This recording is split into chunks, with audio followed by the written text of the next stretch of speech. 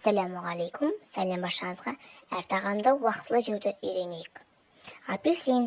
Түскі астан кейін апельсин жесеңіз, ас қорытуды белсендіріп, метаболизмді жеңілдетеді. Сергектік әсер береді. Салмақ жоғалту кезінде нағыз таптырмас мүмкіндік болып табылады. Таңертең аш қарынға апельсинді жеуге болмайды. Себебі ол аллергия беріп, асқазанның тітіркендіруін тудырады. Ет.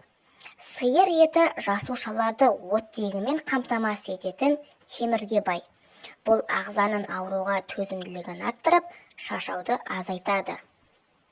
Яғни етті күндіз жеген абзалырақ. Кешкі. Ет 5 сағатқа дейін сіңіріледі.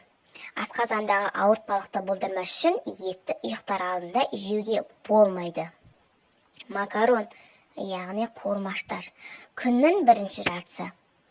Қатты бидайдан жасалған макарон өнімдері талшыққа бай. Ол ағзадағы токсинді шығарып, шлактан тазартады.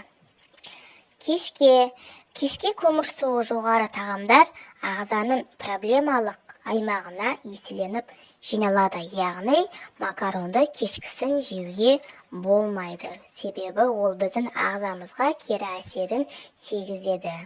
Сүзбе ақуызды тағам болып табылады. Сондықтан оны кешкі уақытта қолдану метаболизмдің жылдамдығын жоғарғы деңгейде ұстауға қабілетті болады. Және де бұл сымбатты фигураға апаратын тікелей жол.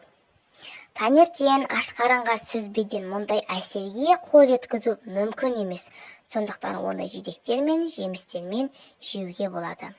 Сыр, яғни ірімшік. Егер де сырды таңертең жесеңіз, іштің ісінуін, салмақ қосуды қалыпты жағдайда болдырмайды. Кешке сырды жесеңіз, ас қорытуды қиындатып, ас қорытудың бұзылуына әкелуі мүмкін. Таңертең бір уыс жаңғақ жесеңіз, сізді жақсы қуаттандырады.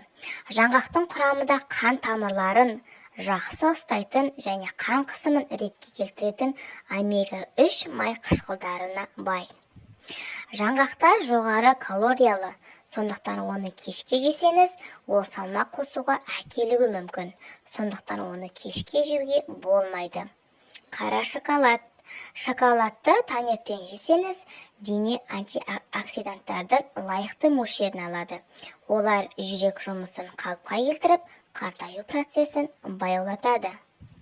Егер 25 граммнан артық қара шоколадты түстен кейін жесеңіз, артық мөлшері бүйір мен белге орналасады.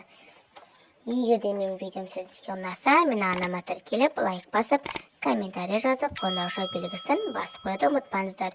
Менімен бірге соңына дейін болғандарыңызға рахмет. Сіздермен болған мен Гүлназ.